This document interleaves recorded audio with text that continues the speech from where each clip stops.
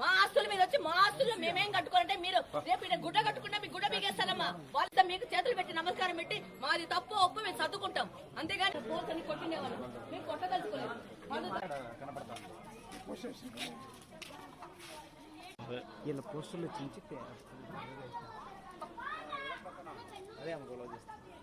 ఒప్పుకునే పరిస్థితి ఇంకా లేదు. అమ్జద్ బాషా గారికి ఈ యొక్క నియోజకవర్గంలో కేక్ వాకు నాకు ఎదురు ఎవరు లేరు అనుకునే ఉద్దేశంతో ఆయన ముందుకెళ్తా. యొక్క రాక్షస ప్రభుత్వం ఉందనా, డిప్యూటీ సీఎం యొక్క అధికారం నడుస్తోందనా, మీకెవరికన్నా మాట్లాడుతున్నాడు. ఎవరిచ్చినారు ఈ హక్కు వీళ్ళకి? ఎవరిచ్చినారు? ఏ పోలీసులనా తాకిటా చేసుకున్నారు కానీ ఇవి కనపడలేదా? అది కార్పొరేషన్ సంబంధించిన స్థలాలు, వాటిలో దిమ్మెలు కట్టుకుంటే వాటి మీద చర్యలు లేదు. కానీ ఈ రోజు మా సొంత వేసుకున్న బ్యానర్లు పెట్టారండి కార్పొరేషన్. మేము కూడా సిస్టమ్ కి దగ్గర వీడియో ఉంది, గుర్తుపెట్టుకోండి. చెప్పండి, నా దగ్గర నాగేంద్ర ఎంప్లాయ్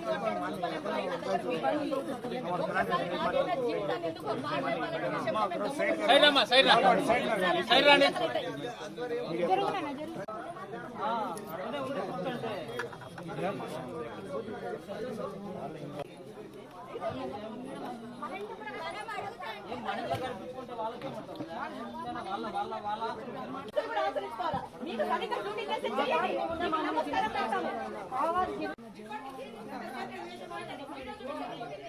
తెలుగుదేశం పార్టీకి సంబంధించిన పోస్టర్స్ తెలుగుదేశం కార్యకర్త మీద దాడి చేయడం ఈ పోస్ట్ కట్ చేసి రండి. ఈ రోజు తెలుగుదేశం పార్టీ మీద మీరు దౌర్జన్యం చేయాలనుకుంటే జగన్మోహన్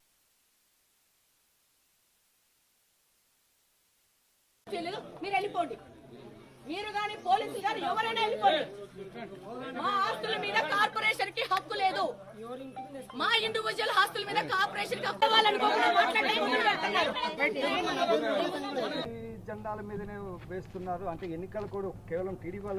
ఈ రోజు కడప నియోజకవర్గంలో ముఖ్యంగా మీరు గమనిస్తే ఎన్నికల కోడ్ టీడీపీ పార్టీకి మాత్రమే వచ్చింది. వారం ముందే వచ్చింది. ఇంకా నోటిఫికేషన్ రాలేదు, డేట్లు రాలేదు, ఏమీ రాలేదు.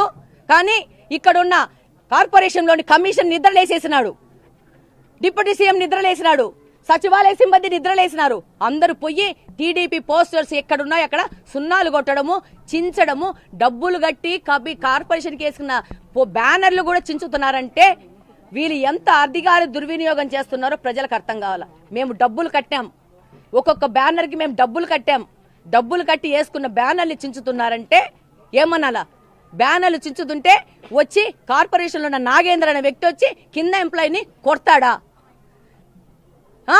అంటే కింద ఎంప్లాయీని కార్పొరేషన్ సిబ్బంది కొడుతున్నారు. మున్సిపల్ కార్పొరేషన్ చిన్న ఎంప్లాయీని వాళ్ళని బలవంతం పెట్టి బెదిరించి తీసుకుపోయి ఇలాంటి వాటి మీద దౌర్జన్యంగా చేస్తున్నారు. ఎందుకు? అధికారం ఉందని అధికార దుర్వినియోగం చేసుకున్నారు.